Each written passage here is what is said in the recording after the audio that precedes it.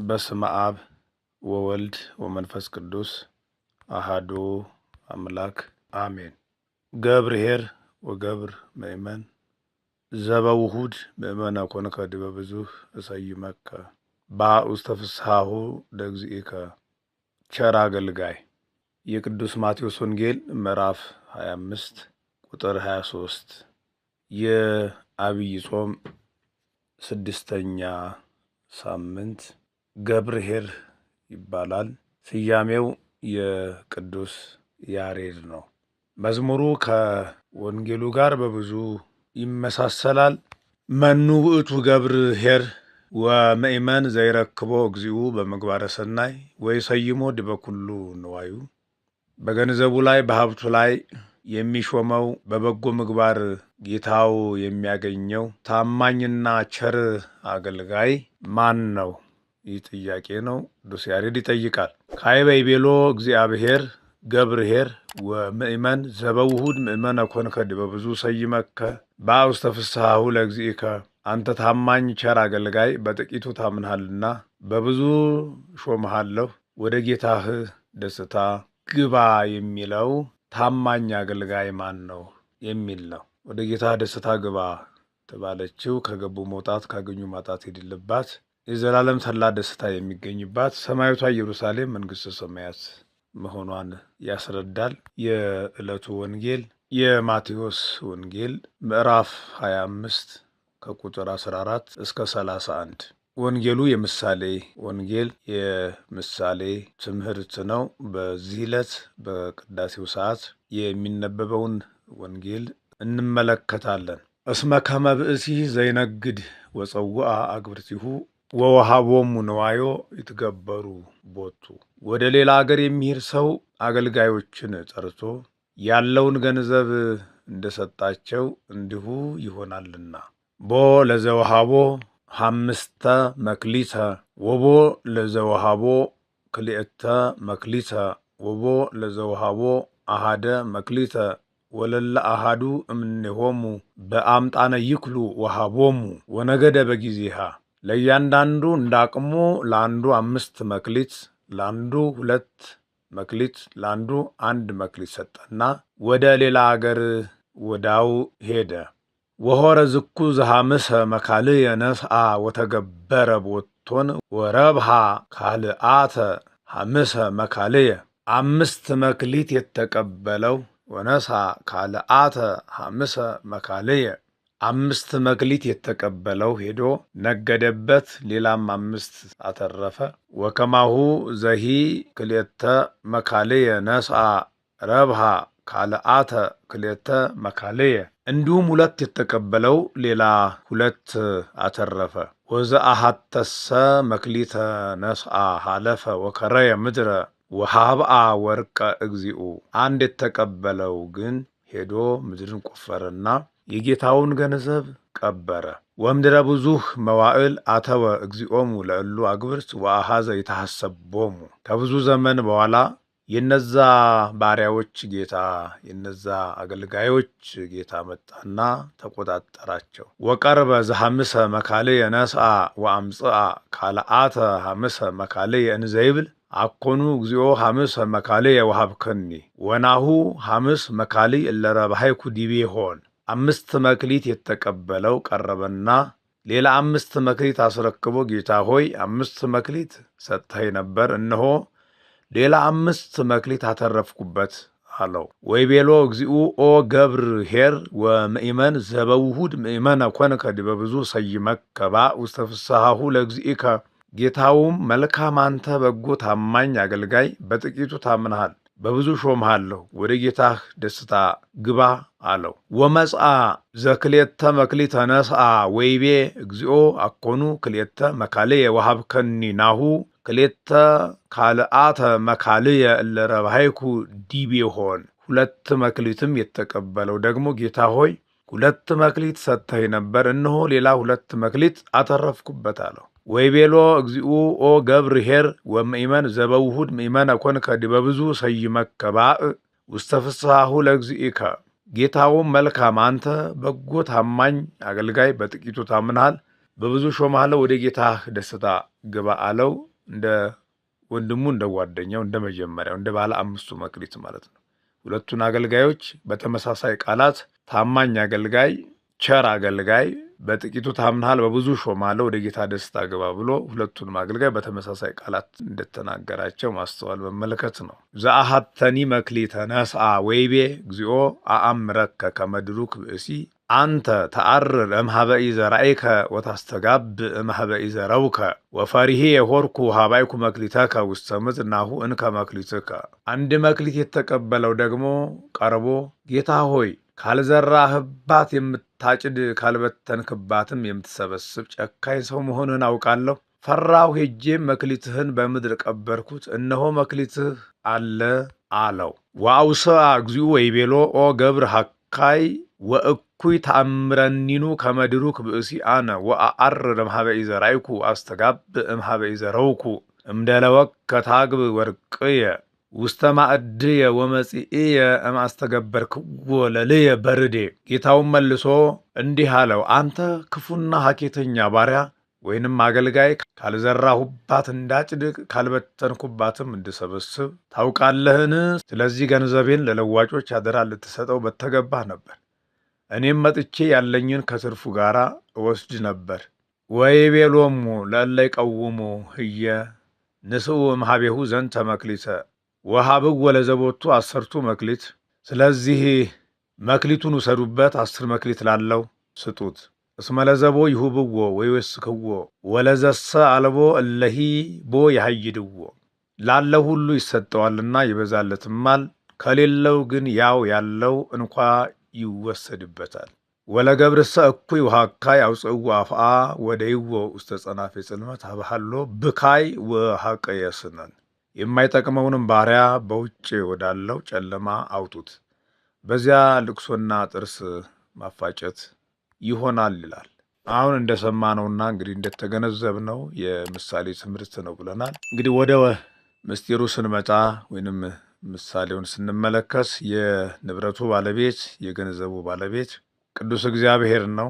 3ቱ አገልጋዮች የተባሉት ልዩ ልዩ ጸጋ ያላቸው አገልጋዮች ናቸው፣ ህዝበ ክርስቲያን ናቸው።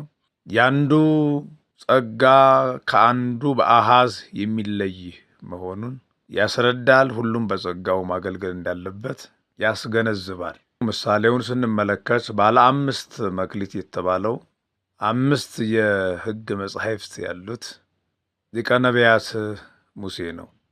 ባለ 2 መክሊት የተባለው ርዕሰ ሐዋርያት ቅዱስ ጴጥሮስ ነው፣ 2 መልእክታትን ጽፏልና። ባለ 1 መክሊት የተባለው ከ80 መጽሐፍ አንዱ የሆነው መልእክተ ይሁዳ ነው፣ 1 ምዕራፍ ብቻ ስላለው። ሌላው ባለ 1 መክሊት የተባለው የአስቆሮቱ ይሁዳ ነው። ዘደፈነ ወርቆ የተባለው አንዲት መክሊቱ ሐዋርያነቱን የቀበረ ፈጣሪውን በ30 ብር የሸጠ እናቱን ያገባ አባቱን የገደለ ከዳተኛው ይሁዳ ነው ባለ 1 መክሊት የተባለው። ሌላው ሁለተኛው ምሳሌ ባለ 5 የተባለው ጳጳስ ሊቀ ጳጳስ ነው። ባለ 2 የተባለው ካህን ሊቀ ካህን ነው።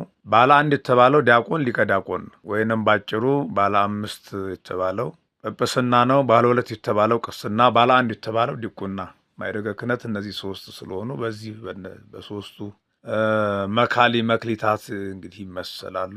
እንግዲህ ይህንን የዕለቱን ወንጌል ሐዋርያው ቅዱስ ጳውሎስ በአንደኛ ቆሮንቶስ ምዕራፍ 12 ቁጥር 4 ላይ ሰፋ አድርጎ ያብራራዋል፣ ይገልጠዋል፣ ያመሰጥረዋል።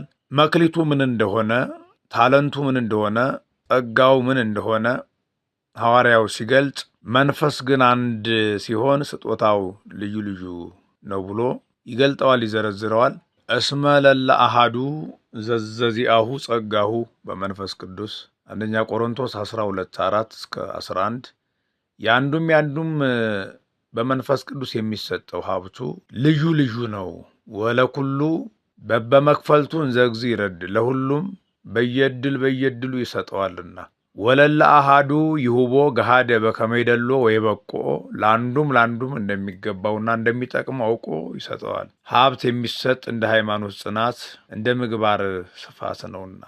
ይህን መክሊቱን ሲዘረዝረው ወቦ ለዘይሁቦ ቃለ ጥበብ አንድነትን ሶስትነትን የማወቅ ሀብት የሚሰጠው ሰው አለ። እንደ ቅዱስ ጎርጎርዮስ ዘንዚናዙ፣ እንደ ቅዱስ ጎርጎርዮስ ዘኒዮቂሳርያ።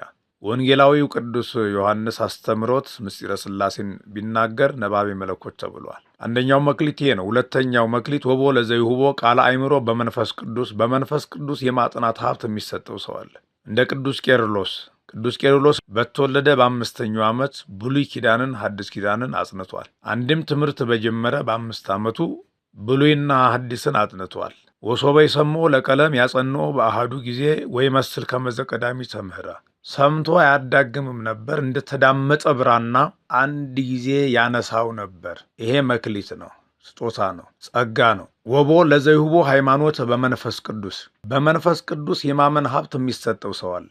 ይደረግልኛል ይሆንልኛል ብሎ አምኖ ገርል መግባት፣ ይሄ ሀብት ነው። ወቦ ለዘይሁቦ ገርል መግባት ማለት እሳቱን ስለቱን ታግሶ መራራ ሞትን ታግሶ ስለ እምነቱ፣ ስለ ሃይማኖቱ፣ ስለ ቤተ ክርስቲያን፣ ስለ መንግሥተ ሰማያት፣ ስለ እግዚአብሔር ብሎ መከራውን ሁሉ መቀበል፣ ይሄ ትልቅ ሀብት መሆኑን ይገልጣል፣ ያሳያል። ወቦ ለዘይሁቦ ፈውሰ ወአህዮ በመንፈስ ቅዱስ ድዊ የመፈወስ ሀብት የሚሰጠው ሰው አለ። እንደ ቅዱስ ጴጥሮስ፣ እንደ ቅዱስ ዮሐንስ የጧት የማታ ጥላ 70-80 ይሆናል። አልፈው በሚሄዱበት ጊዜ ወይንም አልፈው በሚሄዱበት በኩል ሕሙማንን ወስደው ደርድረው ያስተኟቸው ነበረ። ጥላቸው ሲወርቅባቸው የቅዱስ ጴጥሮስና የቅዱስ ዮሐንስ ጥላ ሲወርቅባቸው እየዳኑ ይነሱ ነበር። የሐዋርያት ሥራ ምዕራፍ 5 ቁጥር 15። ወቦ ለዘይሁቦ አሶተ ወይስር መናፍስተ በመንፈስ ቅዱስ ጋኔን የማውጣት ሀብት የሚሰጠው ሰው አለ። እንደ ሚልኪ ቁልዝማዊ፣ እንደ ሳዊሮስ ዘገብሎን። ሚልኪ ውጣ ብሎሃል፣ ሳዊሮስ ውጣ ብሎሃል እያሉ እየጻፉ ደብዳቤ እየላኩ ይወስዱ ነበር፣ ይልኩ ነበር። የጻፉትም ደብዳቤ ደርሶ ሲነበብ ጋኔኑ እየወጣ ይሄድ ነበረ። ይሄ ነው መክሊት የተባለው፣ የፈውስ መክሊት። ሀብተ ፈውስ፣ የፈውስ ሀብት መክሊት ያልተሰጠ ሰው ሊፈውስ አይችልም። እነዚህ አሁን ያየናቸው ቅዱሳኑ ግን እነሱ በሌሉበት ቦታ ውጣ ብሎሃል፣ ሳዊሮስ ውጣ ብሎሃል፣ ሚልኪ ቁልዝማዊ እያሉ ደብዳቤ እየላኩ ይፈውሱና ያድኑ ነበር። ወቦ ለዘይሁቦ ምግባረ ረድኤት ወኃይል የመርዳት በዚያውም ላይ ኃይል የማድረግ ሀብት የሚሰጠው ሰው አለ። እንደ ዮሐንስ ሐጺር ነው። የውሃው መንገድ ወይንም ርቀቱ የቀትር የሰለስትም ይላል የ3 ሰዓት የ6 ሰዓት ያህል ነበር ይላል። ከዚያ እየቀዳ ከ200 የሚበዙ መነኮሳትን ይረዳ ያገለግል ነበር። በዚህም አገልግሎቱ፣ በዚህም ስጦታው፣ በዚህም ትሕትናው ከደረቀ ዛፍ ላይ ውሃ እያጠጣ ዓለም ልሞ አብቦ አፍርቶ አሳይቷል። ዝውእቱ ፍሬ ተአዝዞ እያለ ፍሬውንም አሳይቷቸዋል። ወቦ ለዘይሁቦ ተነበዮ መጻእያትን ኃላፊያትን የማወቅ ሀብት የሚሰጠው ሰው አለ። እንደ እስጢፋኖስ፣ እንደ አጋቦስ። ወቦ ለዘይሁቦ በመንፈስ ቅዱስ ፍካሬ ያይምር በመንፈስ ቅዱስ ትርጓሜን የማወቅ ሀብት የሚሰጠው ሰው አለ። እንደ ቅዱስ ቄርሎስ፣ እንደ ቅዱስ ዮሐንስ አፈወርቅ፣ እንደ ቅዱስ አትናቴዎስ፣ እንደ ቅዱስ ባስልዮስ በቀለም ሰረገላ አይደለ ደራሲውን አህሎ መተርጎም ነው። ወቦ ለዘይሁቦ ያይምር ፍካሬ ዘነገረ ባሕውርት ቋንቋን የማወቅ ሀብት የሚሰጠው ሰው አለ። 70 ሊቃናት 46ቱን መጻሕፍተ ብሉያት ከዕብራይስጥ ወደ ጽር መልሰዋል፣ ተርጉመዋል። ይሄ ነው ሀብት ያለው። በመጨረሻም ሐዋርያው ይህን ሲጠቀልለው ወለኩሉ ዝንቱ አሃዱ ውእቱ መንፈስ ቅዱስ ዘይረድኦሙ ለኩሉ ይህን ሁሉ ለመስራት ሁሉንም የሚረዳቸው አንድ መንፈስ ቅዱስ ነው። ወባህቱ ለኩሎሙ ይከፍሎሙ በከመ ፈቀደ ነገር ግን ለሁሉም እሱ እንደወደደ ሀብቱን ያድላል። ስለዚህ የመክሊቱ ባለቤት ስጦታን ጸጋን የሚሰጥ የአእምሮ የእውቀት ባለቤት እግዚአብሔር መሆኑን አንድ እግዚአብሔር ሲሆን ግን ስጦታውና ጸጋውና በረከቱ ብዙ መሆኑን ያሳያል። ቅዱስ ያሬድ በመጨረሻም እንዲህ ብሎ ይመክረናል። ኩኑ እንከ ከመ አግብርት ሄራን ወከመ አግብርተ ክርስቶስ ምእመናን ለይጸንሁ እግዚኦሙ እስከ ይአቱም ከብካብ ዘበሰማያት ጌታቸውን መምጣት እንደሚጠባበቁ እንደ ክርስቶስ አገልጋይ ምእመናን እንደ ደግ አገልጋዮች ሁኑ፣ እንደ ደጎች አገልጋዮች፣ እንደ ታማኞች አገልጋዮች ሁኑ። ከመገብር ኄር ለእግዚአብሔር ተቀነዩ በኩሉ ጊዜ ወበኩሉ ሰዓት በኩሉ መዓልት ወበኩሉ ሌሊት ጹሙ ወጸልዩ በንጹሕ ልብ ወአክብሩ ሰንበተ በጽድቅ ለቢጽክሙ ሰናይ ሀልዩ አብ ይሄሊ በእንቲአክሙ አግዕዝዋ እምኃጢአት ለነፍስክሙ። እንደ ቸር አገልጋይ ለእግዚአብሔር ተገዙ። በሰዓቱ ሁሉ በጊዜ ሁሉ በመዓልት በሌሊት በንጹሕ ልብ ጹሙ ጸልዩ። በእውነት ሰንበትን አክብሩ፣ ለጓደኞቻችሁ በጎ ነገርን አስቡ፣ አብ ስለ እናንተ ያስባል፣ ከኃጢአት ነፍሳችሁን ነጻ አውጧት ብሎ ይመክረናል። ታማኝ አገልጋዮች እንድንሆን ኃላፊነታችንን፣ አገልግሎታችንን በታማኝነት በቅንነት እንድናገለግል እንድንወጣ ጸጋውን፣ መክሊቱን፣ ስጦታውን ሁሉ እንዲያበዛልን ቅዱስ ፈቃዱ ይሁንልን። ወስብሐት ለእግዚአብሔር። ከዚህ ይቆየን።